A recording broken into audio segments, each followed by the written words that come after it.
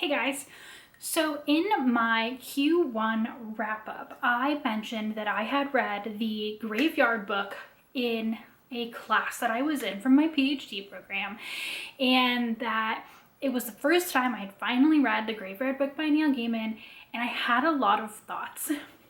And a couple of people had expressed, what do you mean by this? And at first I was a little bit terrified because I know some people are very, very interested in the Graveyard book, and it's like a really big deal to them. Neil Gaiman as an author is really big to them. But I still have those thoughts, and I kind of want to talk about it. So today we are not going to be reviewing the Graveyard book. That is not what this is. I'm sure there are plenty of other places where you can find that. Instead, we are going to be discussing authorial intent, how much power authorial intent has after a book goes out into the world, and how that relates to this discussion that really opened my eyes about the Graveyard book when we talked about this in class, and why it's always important to think about books that you might give to children through lenses and experiences that are not your own. Again, this is not a Neil Gaiman bash video. I did enjoy the Graveyard book quite a bit. I have heard about this book so much since it came out, and it's so popular. So many people have read it. Neil Gaiman as an author is really, really popular. If you are not familiar with the book, again, this will discuss the ending quite severely. But if you don't care, then, hang out and listen to me yatter. So the Graveyard book is the story of a boy who, when he is a baby, his family is brutally murdered. And he wanders off essentially into a graveyard at the bottom of the hill, and the ghosts in the graveyard protect him from the guy who is out to kill his entire family. They give him the name Nobody, or Bod for short, and he grows up in the graveyard.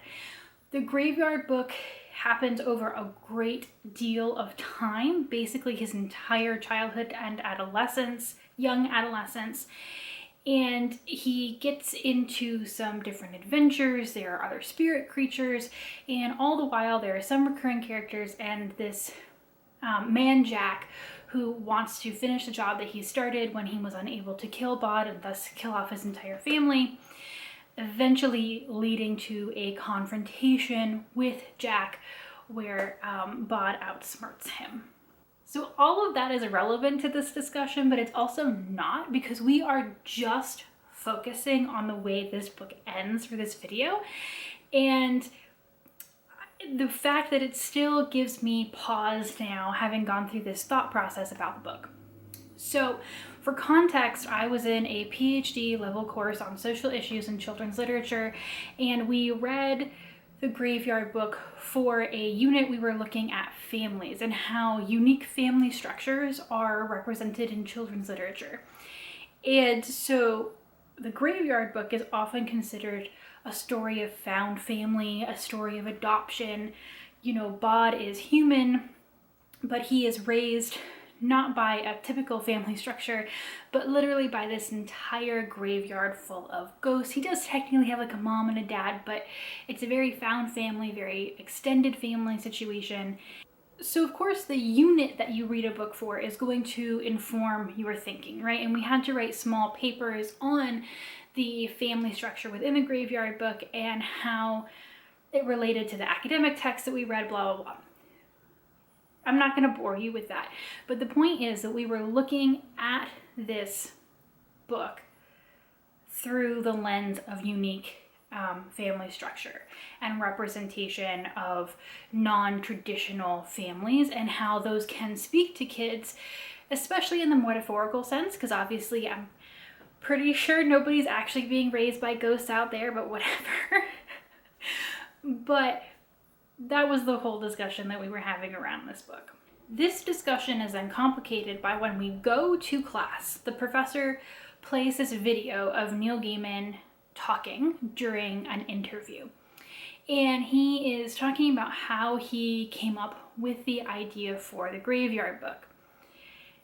It's a much longer video, and I'm sure you can go out there and find it, but essentially the way that he frames the narrative of the Graveyard Book is that he, as someone who is a parent, wrote this book through the idea that the greatest success that you can have as a parent is to raise a child who will then go off into the world and go off on their own and be successful, because you've taught them to stand on their own 2 feet. And so for him, while it's really terrifying to think of your child leaving the nest, right, that is also the greatest marker of success. And so I'm listening to this and it all makes sense, right?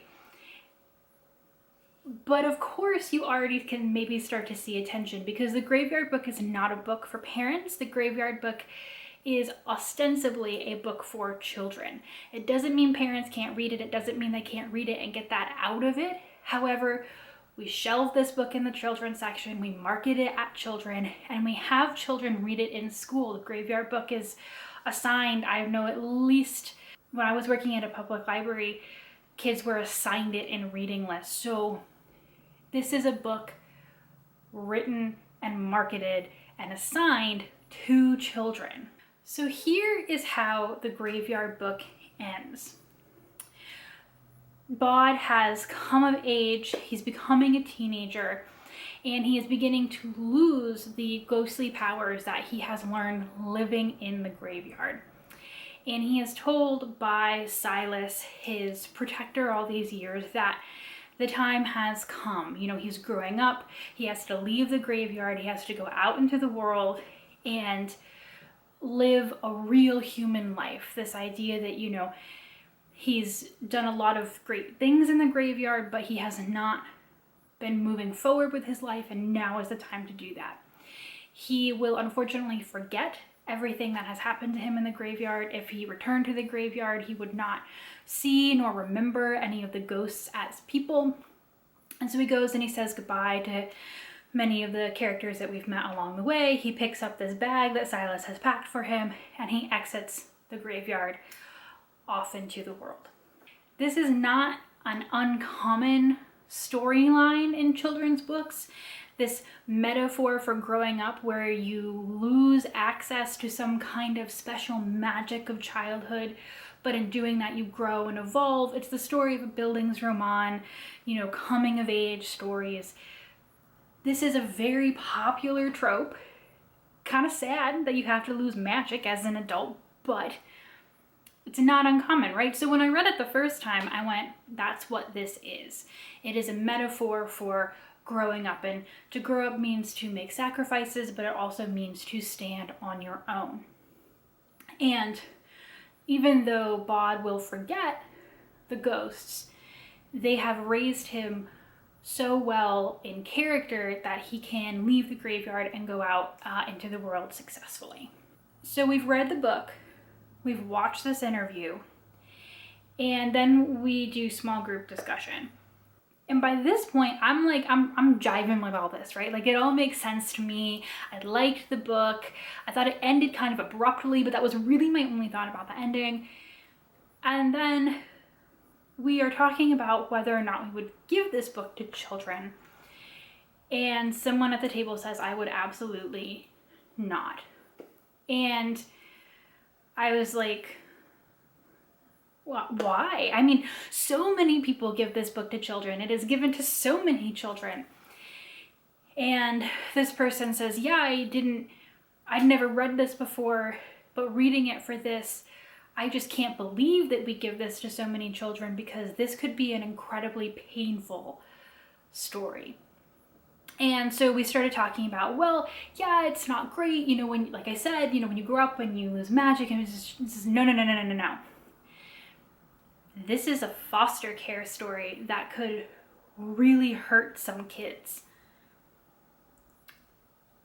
So I have no experience with the foster care system and in my personal life. And so I was like, please explain. And we started talking about how we understand what Gaiman's trying to do here. But this is how he sets up this story. Bod's entire family is dead. They're not missing, they are gone. They are dead, and their ghosts do not exist in this graveyard. He has never known them. He said this very traumatic thing happened to him. And then he finds this family. He finds this place where he fits. He finds people who love him, and he gets to stay there. But instead of him finding permanence in this graveyard, he finds another transitory experience, right? His family in the beginning is transitory because they die, and this place where he comes to love and be loved also has to go. And it's a very kind of prototypical foster care setup where Bod is never told by anybody that he will have to leave and forget the graveyard eventually.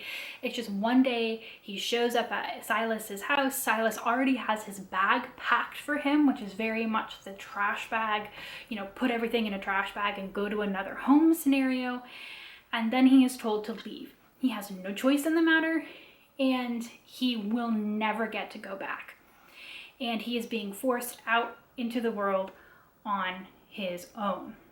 It just really resonated with me as we were talking about this, that if as a kid that is your personal experience, that your life is very transitory, that it could potentially be really unsettling and depressing to see yourself in Bod as someone who gets these magical powers, lives in a graveyard, finds this great family, but even after literally saving the world and saving your family, you are forced to move on.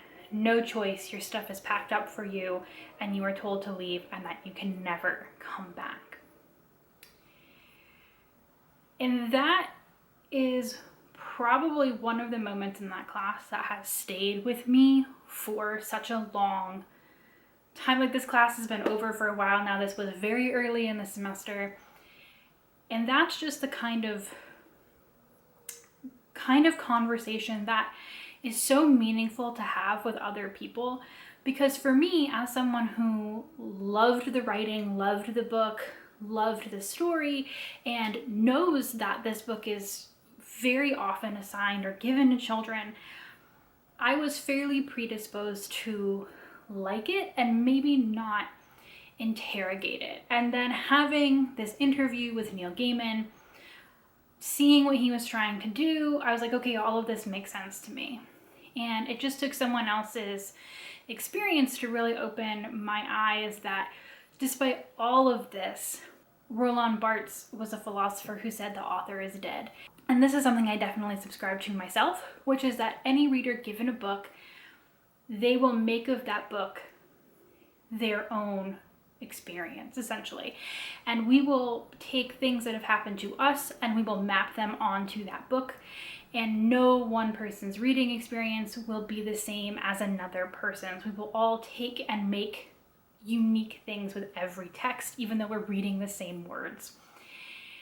And it is so important not to take for granted that a book is popular. It is so important not to take for granted that it has like 1 million awards and stamps of approval, because I did not have the personal experience that would have led me to understand that some kids could be really upset with that ending and just find that terribly unsettling. I'm not saying that they will, and I'm not saying that they do. I have no experience personally of anyone besides in this conversation for all the people that I know that have read this book. I'm just saying that for me, despite being someone who has, my master's degree in children's lit, getting a PhD, it just was important.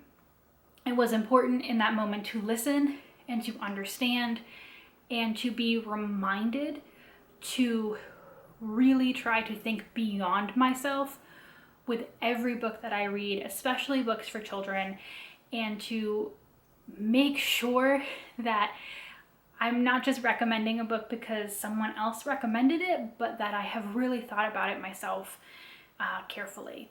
Because I will certainly never look at this book the same way again. I don't mean if you love the Graveyard Book to ruin that experience for you. I still believe that it is a beautifully written book. It is a fantastic book. I think it's a little choppy and the ending is abrupt, but I just merely mean to say that for me, it was a reminder to always think critically. If you have had other experiences where you've read a book that you enjoyed or someone really changed your entire experience of a book like that, do let me know down in the comments, chat with me about it. Again, if you've read the Graveyard Book and not had this experience, it doesn't mean that you have to. We will all read every book uniquely, like I said, and there may be a book that I really love that someone still has to like teach me, hey, that is not something that sits well with me. And the best thing that you can do in that situation is to say, you know what, I loved it, but I'm gonna listen to you and we're gonna talk about it. I'm gonna respect the way that you feel, because again, everyone's experiences are unique, and if you have had any of those, I would love to hear about them. So if you made it this far, thanks for listening while I just got really esoteric about books for like a really long time. But I'm sure I'll be back with romance content soon, so I'll see you guys for that. Bye!